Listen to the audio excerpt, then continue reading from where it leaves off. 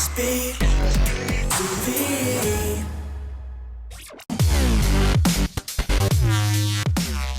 So it's Julia Hardy here with SBTV Games and Gadgets. We are at GFinity London, and I found a man. I mean, I thought that I could talk loudly for a long period of time, but this guy does it for a living. This is Fwiz, aka Ryan White, one of the head bods at Machinima, who was here to CODcast for the event. How you doing, sir? Good. Yeah, I think we could go probably toe to toe, and as far as audible level of loudness. Can we have a shouting match later? At some point, we need to do that for sure. Yeah, it'll get pretty loud. I think we could break the glass out and everything here, to be honest with you. Yeah, as long as I don't lose my voice. We'll do it Sunday, so I don't. Yeah, Sunday. Okay, perfect. So obviously, last time we saw you, we were over in Los Angeles, Call of Duty World Championships. You were CODcasting there, so quite a prestigious event. How did it go for you? Oh, COD Champs was an amazing event. It was good to hear that they're going to be doing it for a couple of years. They signed a deal with Microsoft, so I'm glad that we're going to have COD Champs, coming up here. You'll be able to come out to more of them. So it should be a good time. Just finished MLG Anaheim a couple weeks ago. That was great. And then out here for GFinity, which has been, for a first event, is amazing. I mean, how long have you yourself been involved in eSports? Oh, a long time, particularly since Call of Duty 4. So, gosh, what, 5 years been casting now? 4 or 5 years? However long it's been since COD 4? Too long, maybe? Yeah. I mean, what are some of the biggest kind of changes you've seen in kind of eSports? Because obviously it's very different in America as it is to the UK.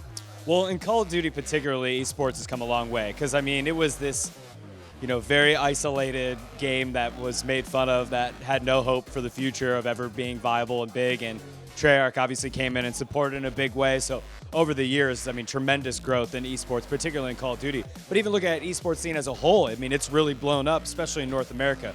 So seeing it come over, the Western Hemisphere has been pretty exciting.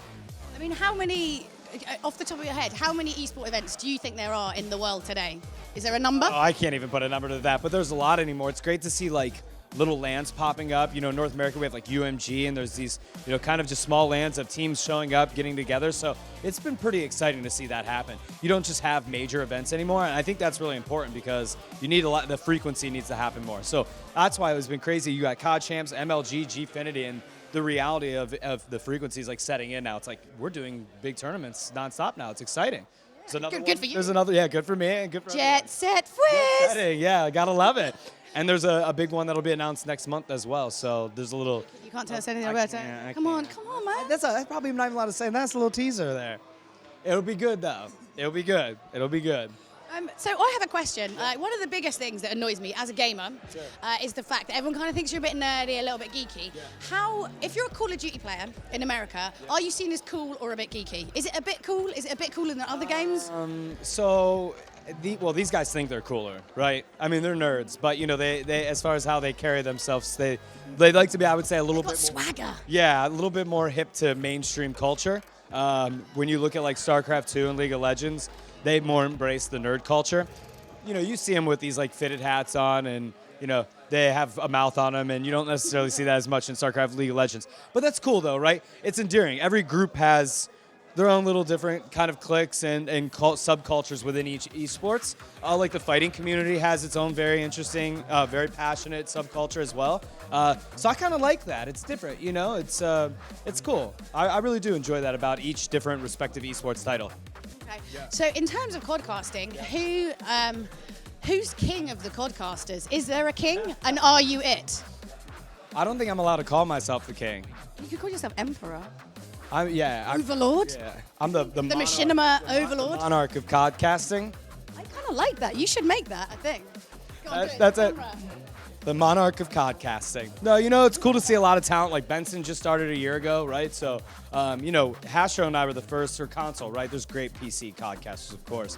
But for COD 4, we were the only 2 people doing it on console. And it was kind of it was embarrassing. It was Call of Duty 4 console? Because, pro. You weird? On PC, So, it was cool. And actually, I was hanging out with D-Man the other day, and we were talking about that. So it's been fun to see new COD casters come up. All of the Europeans start getting a lot more love, showing up at the COD Championship. And more casters is good because there's a lot of tournaments going on. Not everybody can cover all of them. So I think it's awesome to see all of them coming up. And COD casting as a feature has allowed for more of that as well. So anybody out there, keep doing it. I mean, what are some of the biggest differences? Is there actually a difference between CODcasting on PC or console, or is it just that thing of it's the kind of circles you mix in more? No, I think it's like casting is casting, right? I mean, whatever you do. I think we call it COD Caster just because it's the feature within the game. But yeah, I mean, I love casters in so many different games. I mean, Rivington's like one of my favorite casters ever, and that guy's gone through so many different games. Finally found a home at Riot with League of Legends. So, an esports caster's an esports caster, you know. Who are some of your favorite, funniest casters? Are there some that are like hilarious that you'd listen to and guffaw at? My favorite casters, as far as like aspirational or people that I like a lot, are DJ Wheat and Rivington. So Day9's great because from an educational standpoint. So a lot of people love him, hard not to. So those are my favorite casters. You know, I played a lot of Counter-Strike growing up, so just love all those kind of old timers that have been casting. Riv's not as an old timer like DJ Wheat. No offense, Marcus, but he came a little bit later, yeah. I mean, do you, because obviously like you talk for a living, quite a lot, and it's kind of continuous. Do you just sometimes kind of like come home and you're just like quiet? I wish, because when I'm not casting, I work full time at Machinimo running live in eSports. Cracking that whip. Yeah, so if I'm not casting, I'm talking all the time in another way. So I really, it's gonna catch up to me one of these days, but I'm only 26, so I'm young, I can handle it still. But it is tiring, because I get back from England on Monday at 7:30 in the evening, and I go to work on Tuesday. So there's no rest for the weary, you know? Wow, that's pretty hardcore. So obviously, like a lot of SBTV viewers out there, you know, podcasting must be quite a new, you know, for some of them, kind of a new thing. What would be your best strategies and tips for getting into podcasting? How'd you go about it? Like anything, repetition, right? So just go do it. You can take your buddies, like if you feel uncomfortable, go into theater, right, and just start practicing.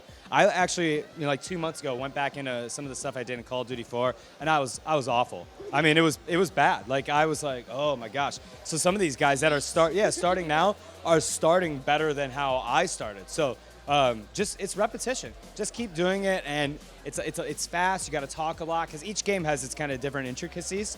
And Call of Duty is really fast, so you've got to it's more of like a horse race kind of commentary than you see in like StarCraft 2 or League of Legends, where it's very strategy, it's very analytical, it's time consuming, right? So yeah, just practice, and it's great to be able to just grab. I mean, when I first started, I'd grab pro players' footage and just add audio and keep shooting, and then finally do it. So yeah.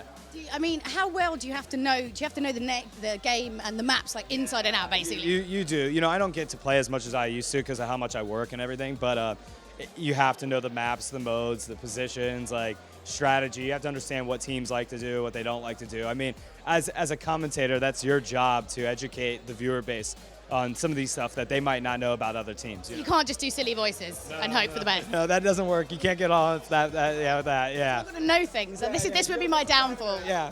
But hey, you know, more female casters would be great. Like Pansy's a great caster for Call of Duty. You should get into it. I'm telling you, I will support it.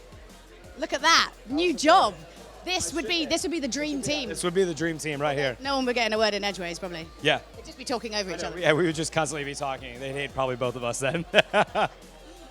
So, okay, because you have the kind of overlord view from the outside of what's going on.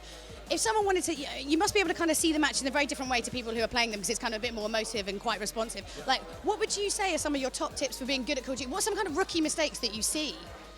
I mean, rookie mistakes, you got to be able to understand that not everybody that's watching it understands it at like this deep esports professional level, and there's a lot of people that are coming by the stream for the first time.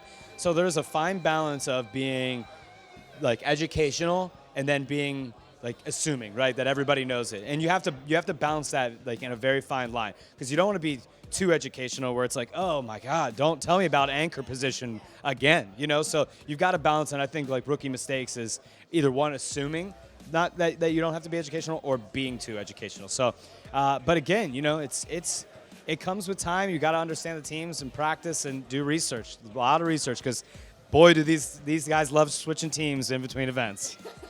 My goodness.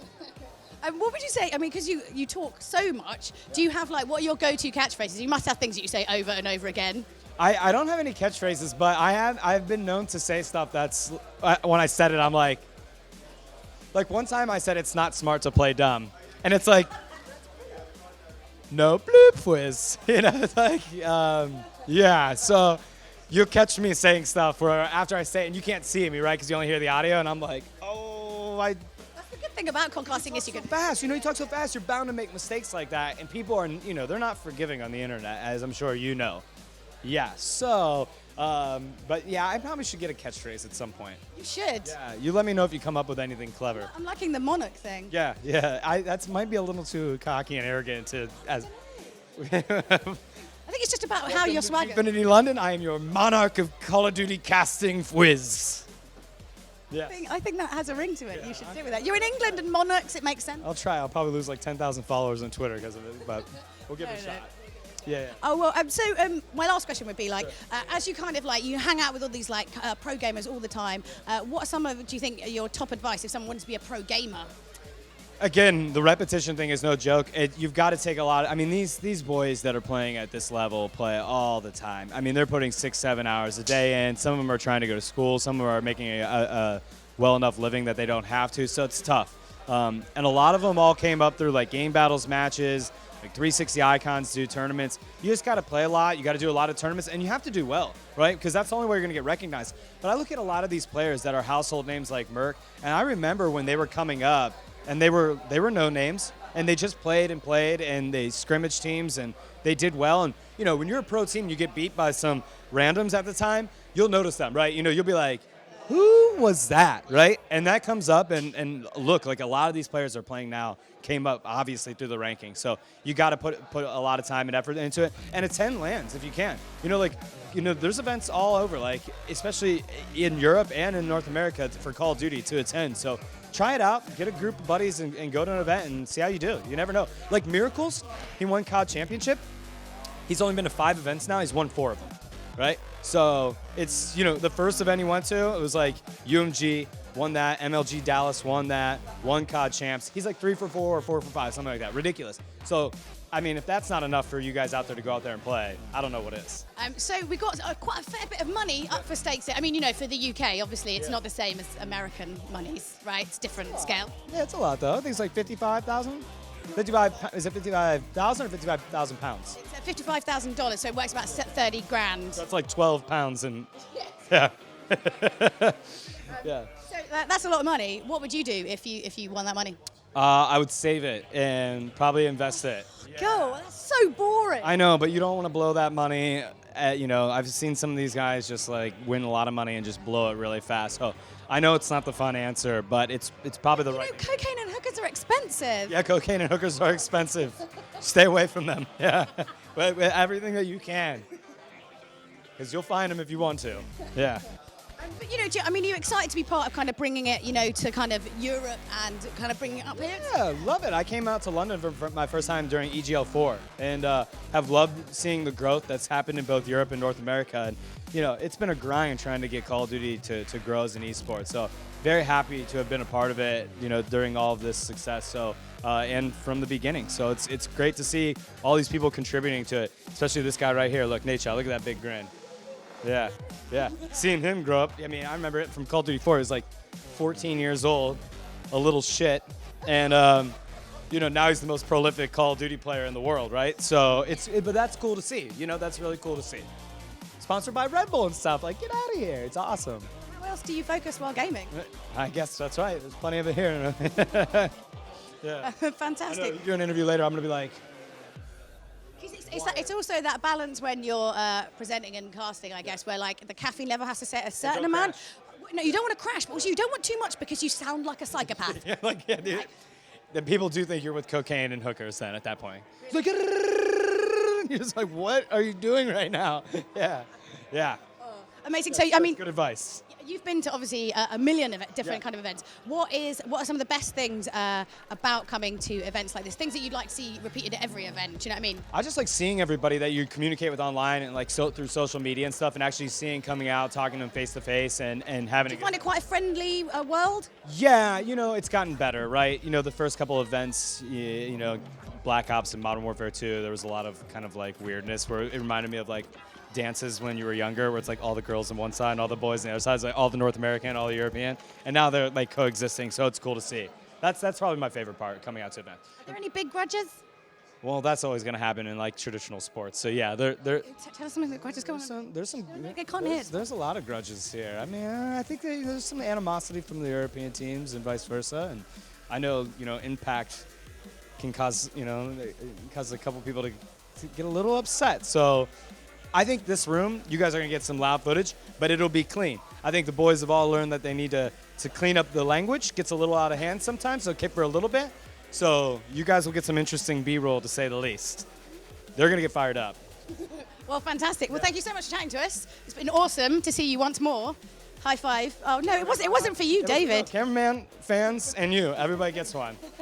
Thank you so much. We'll be seeing more from you later, I'm sure. Yeah, shouting absolutely, loudly. absolutely. And shouting contest on something. Yeah, I'm down. We will do that. We'll add that in or something. Fantastic. Thank you so much. Yeah, cheers.